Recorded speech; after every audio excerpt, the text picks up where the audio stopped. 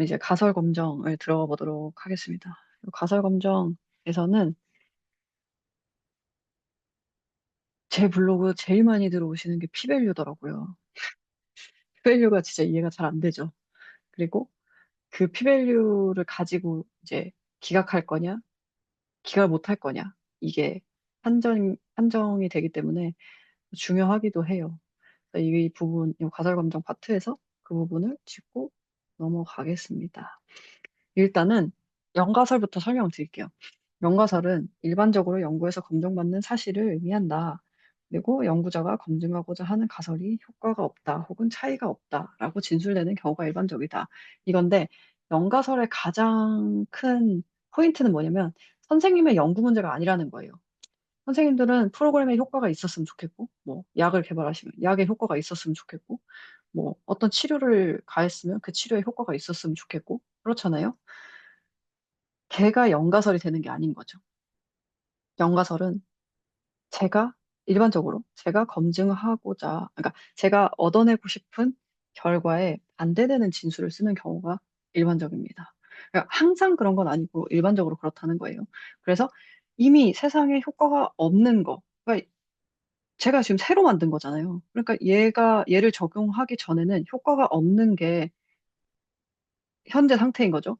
그런 현재 상태에다가 내 효과를 더해봤더니 어, 여기서 다른 결과가 나타났네 하면서 거기서 그 원래 효과가 없었어 라는 전제에다가 제 거를 가했더니 여기서 효과가 없다고 보기에는 어려운데?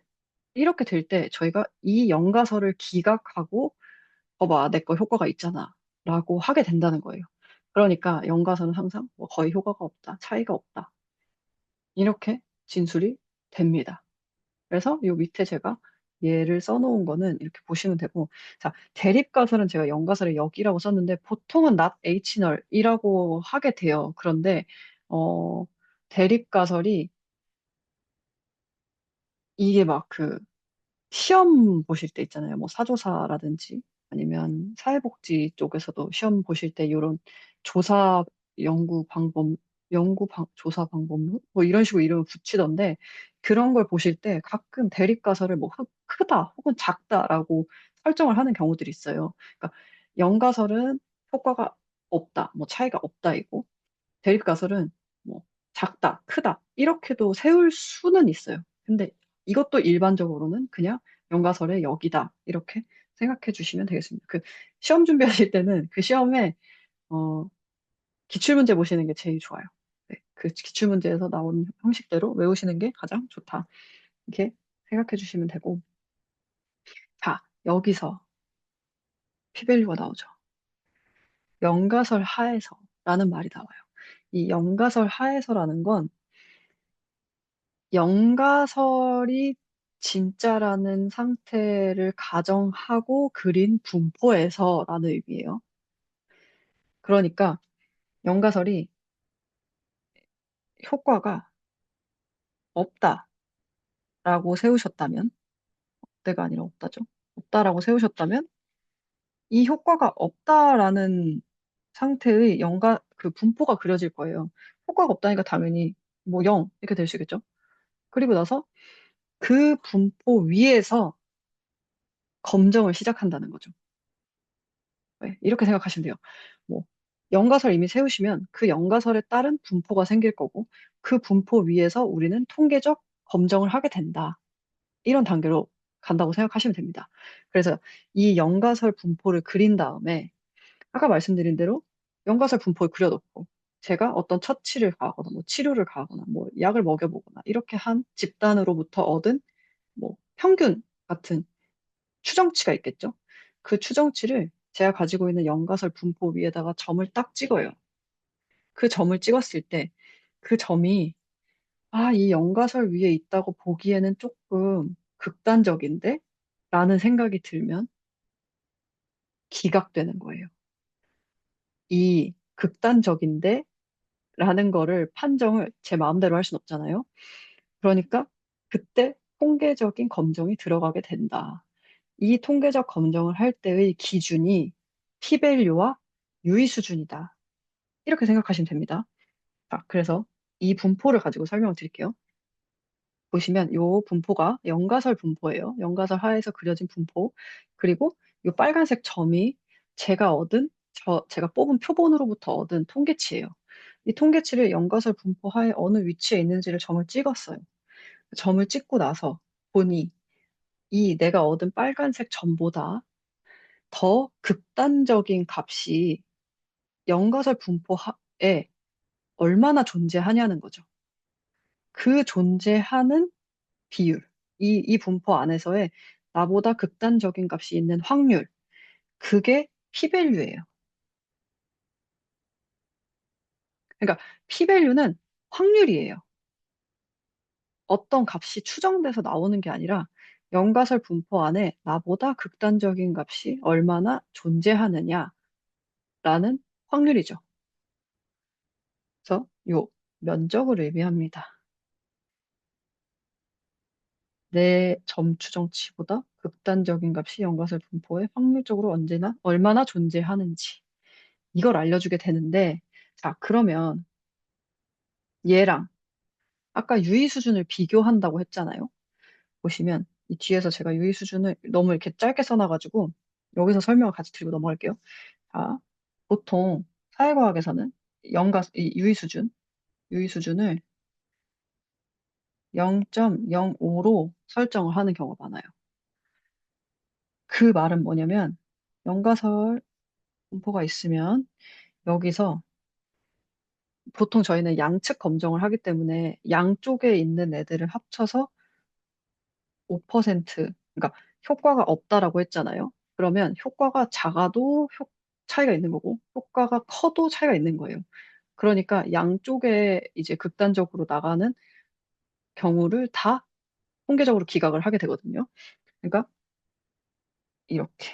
이게 나중에 이걸 제가 이렇게 설명 안 드리면 나중에 공부하시다 또 헷갈리실 수도 있어서 지금 조금 헷갈리시더라도 그냥 계속 어, 맞는 말을 가지고 설명을 드릴게요. 그래서 이 애들을 합친 게 5%라는 거죠. 이 유의 수준이 이 5%를 의미해요. 이 5%라는 건 뭐냐면 내가 틀릴 수도 있는 확률을 의미하고 그 틀릴 수도 있는 확률이라는 건 다시 말해서 뭐냐면 이 노란색으로 지금 방금 제가 칠한 이 영역에 있는 값이 발견됐다면 난 이거는 영가설 분포 하에 있는 값이라고 보지 않겠다라는 의미인 거죠. 다시 말해서 얘가 영가설 분포예요. 영가설 분포에서 만약에 이런 데 있는 애가 나왔어요. 제 표본으로부터 얻어진 값이 이 보라색 점이었어요. 그럼 얘는 너무 영가설에 있을 만하잖아요. 확률이 이만큼이나 돼요. 그렇죠? 근데 만약에 이거 좀 지울게요. 점 찍으려고. 어, 네. 만약에 뭐 이런 데 있는 값이 나온 거예요. 그럼 얘는 발견될 확률 자체가 너무 낮아요. 그러니까 얘는 영가설에 있는 애라고 보긴 좀 애매한데? 그러니까 사실은 저희는 영가설 분포만 그리지만 세상에는 대립가설 분포도 있단 말이죠. 이렇게 얘는 아무래도 대립가설 분포에 있는 애 같다라고 말하는 게 영가설을 기각하는 것의 의미예요. 다른 분포에서 발견될 확률이 더 높다. 영가설 분포보다는. 이런 의미고, 자, 그래서 요 대립가설은 그냥 이런 의미라는 걸 알고 계시고 지울게요. 자, 보시면 p-value가 그럼 뭐냐? 이걸 좀 더 확대해보죠. 이게 p-value인 거죠. 너무 빨갛죠? 제가 너무 빨간색으로 칠했네요. 이게 p-value예요. 이 p-value가 이 빨간색 점보다 더 극단적인 애들이 이 연가설 분포 하에 있을 확률이라고 했으니까 얘가 뭐 0.15 이런 식으로 보이는 거예요. 뭐 1.5% 정도? 자, 그러면 이 p-value랑 이 유의 수준이랑 비교를 하는 거죠. 누가 더 크냐, 작냐. 왜냐면 저는 이 양쪽에 노란색 범위에 있는 애들이라면 나는 연가설 분포에 있다고 하지 않겠어 라고 하기로 정했거든요, 연구자가.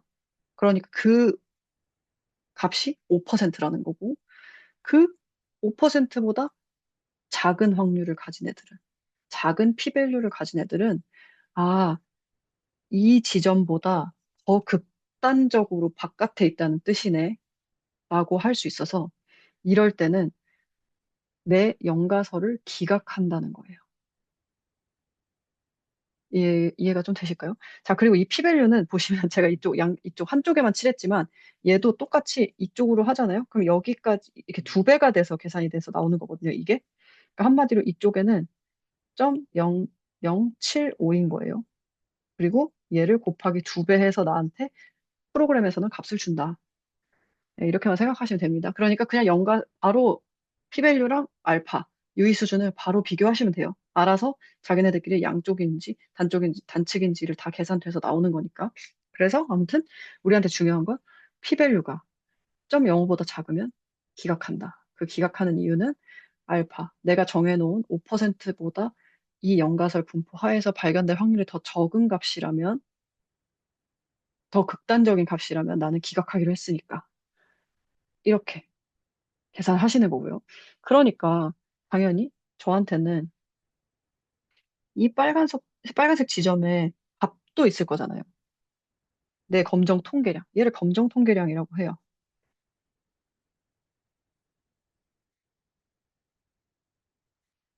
이 값이랑 여기 5% 양쪽을 더했을 때 5%를 만드는 이 지점의 값도 있겠죠, 이거?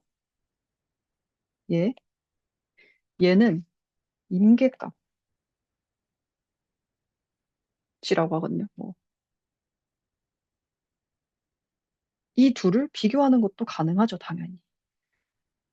그래서 선생님들은 두 가지 방식으로 가설 검정을 하실 수가 있어요.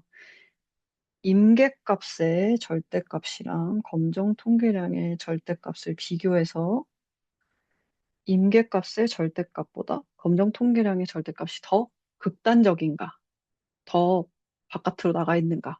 이건 이제 음수일 수도 있기 때문에 지금 절대값을 씌워서 제가 비교해드리는 거예요. 임계값보다 검정 통계량이 더 극단적이냐, 더 바깥으로 나갔냐. 이거를 검정하실 수도 있고.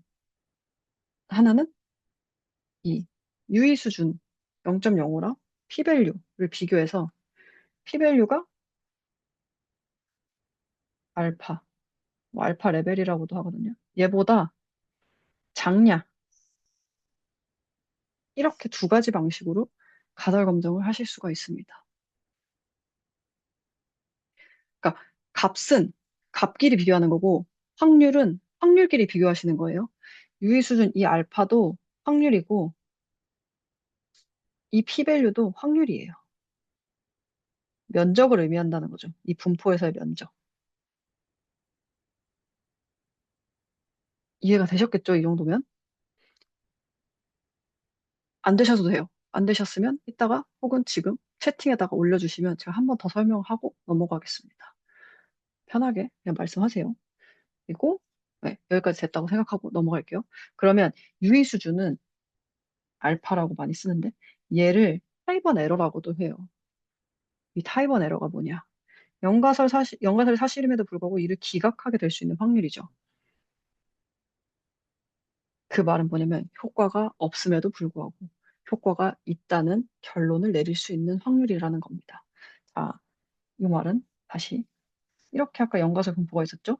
근데 연가설 분포에서의 기준으로 해서 5%를 자른 거잖아요. 그러면 이 보라색 이 수직선에 있는 애들은 다 연가설 분포에 있는 애들이에요, 사실.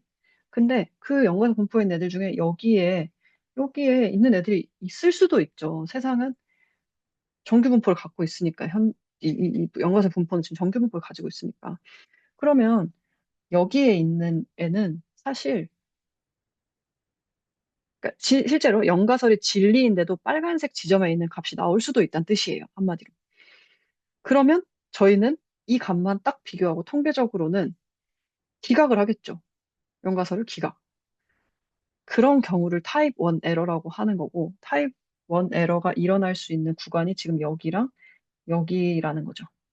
그만큼을 저희는 5%라는 틀리는 결론을 내릴 수 있는 위험성을 감수하겠다라는 게 유의 수준이다라는 거예요. 그러니까 어, 이 유의 수준은 지금 들어서 아시겠지만 연구자가 결정하는 거예요. 그래서 그 분야에 따라서도 이 유의 수준을 어떻게 결정하느냐가 달라지고 연구 문제에 따라서도 유의 수준을 어떻게 결정하느냐가 달라지거든요. 예를 들어서 뭐 약 같은 거는 진짜 위험하죠. 잘못된 결정을 내렸을 때 큰 문제가 발생할 수 있잖아요. 그래서 뭐 임상도 진짜 1차, 2차, 3차 이렇게까지 여러 번 실험을 하게 되는 거고 그런 경우에는 유의 수준을 훨씬 작게도 설정할 수가 있다. 뭐 0.0001 이런 식으로. 그런데 이제 사회과학 같은 경우는 보통 정의적 영역을 측정하는 경우가 많고 인지적 영역을 측정을 하더라도 그거가 이제 잘못된 결론을 내렸을 때 아주 너무너무 세상에서 치명적인 일이 일어나진 않고 사실 0.05라는 것도 넘어가기가 쉽지 않거든요. 왜냐면 뭐 상관 같은 거 자체가 낮게 나오고 뭐 이러다 보니까 그런 오차가 많이 들어가서요. 그래서 0.05 수준에서 통제하는 게 일반적인데 이거는 이제 분야나 연구 문제에 따라서 달라질 수 있다. 이것만 알아주시면 되겠습니다. 그리고 이제 이종 오류 같은 경우는 연가설이 거짓일 때 이를 기각하는데 실패할 수 있는 확률 이런 거죠. 예를 들면 아까 전에 제가 여기에 이거 지우려고 다시 한번 그릴게요. 이렇게 연가설 분포가 있고요. 이렇게 대립가설 분포가 있었어요. 자, 보라색으로 찍는 점은 연가설 위에 있는 점이라는 거고, 빨간색으로 찍는 점은 대립가설 위에 있는 점이라는 거예요. 그럼 제가 예를 들어서, 여기가 기각을 할 수 있는 기각역이에요. 여길 넘어가야지만 저희는 연가설을 기각해요. 그런데 빨간색 위에, 그러니까 대립가설 위에 있는 애들 중에서도 좀 극단적으로 이쪽에 있는 값들이 나올 수도 있잖아요. 얘가 만약에 나온 거예요. 얘는 사실은 대립가설인데, 기각력을 넘지 못한 애들인 거죠.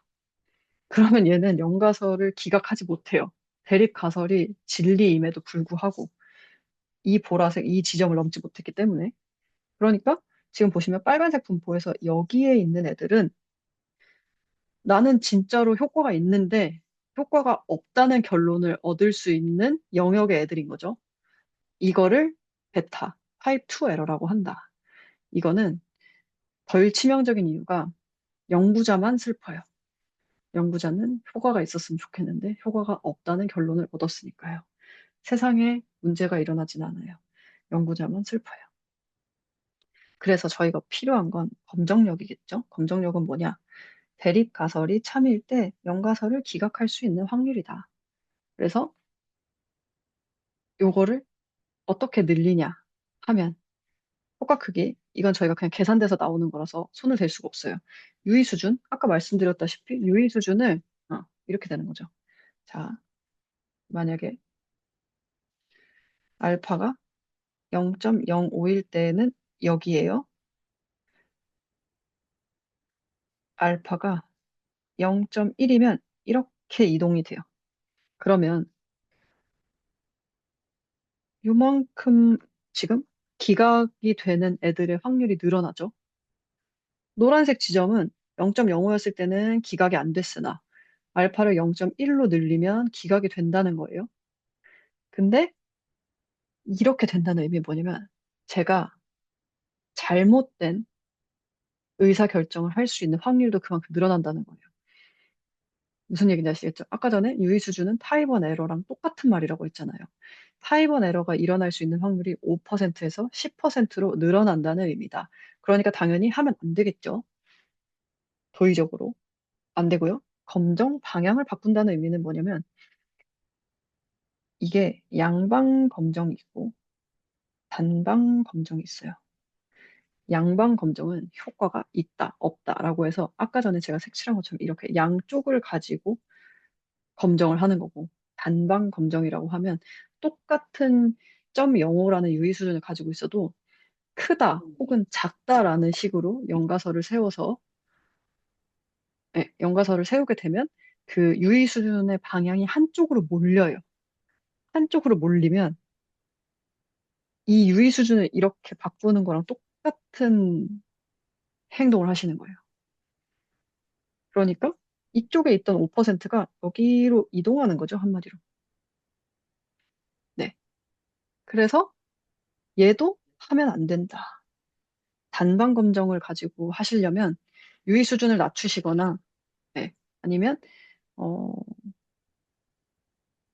이 단방 검정을 꼭 해야만 하는 이유가 있어야 돼요. 그렇게 생각하시면 되겠습니다. 근데 여기까지는 건드시면 안 되고 당연히 중요한 건 표본 크기를 늘리는 거겠죠.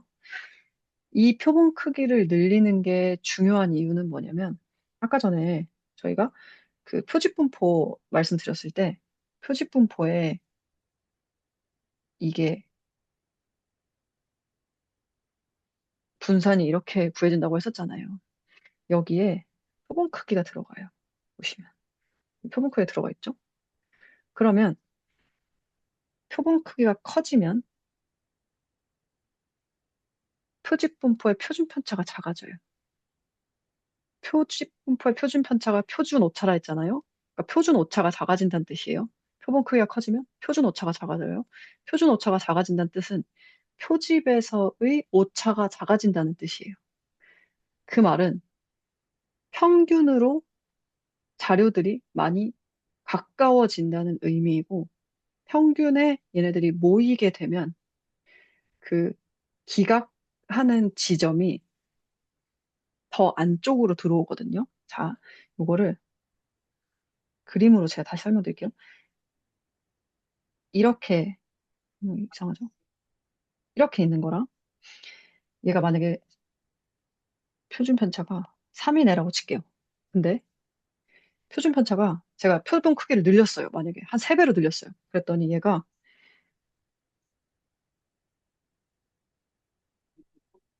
이렇게 바뀌었어요. 얘는 표준 편차가 만약에 1이에요. 그러면 보세요. 초록색 분포는 5%를 만들려면 여기까지 들어와야 돼요. 이렇게. 이거 색칠 안 할게요. 여기까지 들어와서 여기가 이제 기각력이 돼요. 이 초록색 지점을 넘으면 기각이 되는 거예요. 근데 보라색은 5%를 칠하려면 이 꼬리가 뚱뚱하잖아요, 훨씬. 그러니까 여기만 돼도 5%가 되는 거예요. 저희는 유의 수준을 건들지도 않았고, 검정 방향을 바꾸지도 않았어요. 그런데 기각력이 이렇게 안쪽으로 들어와요. 왜?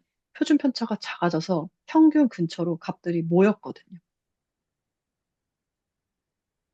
무슨 얘기인지 아시겠죠? 그러니까 표집분포의 표준 편차 혹은 표준 오차가 작아진다는 의미는 분포가 이런 식으로 중간으로 모인다는 의미고, 이렇게 모이게 되면 기각력이 훨씬 작아진다. 그러니까 기각해야 되는 그 값이 이렇게 더 평균 근처로 모이게 돼서 저희가 만약에 얻은 평균이 똑같이, 그러니까 표본으로부터 얻은 평균이 이 빨간 지점이었다고 했을 때 표준 편차가 3일 때, 그러니까 표준 오차가 3일 때는 기각이 안 됐으나 표준 오차가 1일 때는 기각이 된다는 거죠. 더 정확하게 쓸게요. 이렇게. 무슨 얘기인지 아시겠죠? 이렇기 때문에 우리는 검정력을 늘려야 한다.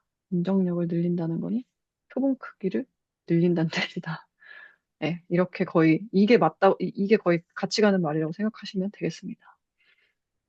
이것도 면접 보시는 분들은 나올 수도 있을 것 같아요. 검정력을 높이기 위해서 연구자가 해야 할 일은 무엇인가? 뭐 이 정도. 네, 되셨죠? 넘어가면, 예. 이건 이제 아까 전에 제가 앞에서 그림 계속 그리면서 설명했던 부분들 그림으로 보시라고 넣어둔 건데, 보시면, 예. 어떻게 읽는지 아시죠? 이게 실제라는 거예요. 실제로 영가설이 진리인데, 영가설이라는 의사결정 나오면 당연히 기각 실패하고 요 확률은 1-알파죠. 그리고 영가설이 진짜인데 의사결정에서 내가 만약에 영가설 기각해버렸다. 그게 치명적인 알파 1.56다. 라고 하는 거고, 실제로는 대립가설이 진짜인데, 그러니까 영가설이 아닌데, 영가설 기각에 실패하는 경우, 가 그쵸. 영가설을 내가 채택하는 경우는 베타 2.56라고 하고, 그거는 이제 연구자가 슬픈 일이기 때문에 우리는 검정력을 높여야 한다. 검정력이라는 거는 대립가설이 진짜일 때 영가설을 기각하는 거. 그런 걸 우리는 1마이너스 베타 검정력이라고 한다. 라고 생각하시면 되겠습니다. 넘어갈게요. 그래서 여기 이제 p-value를 확인해서 연관성 기각한 논리에 대해서 제가 대충 이렇게 순서대로 쭉 써놨으니까 이걸 한번 다시 읽어보시면서 그림 보시면 이해가 되실 것 같아요.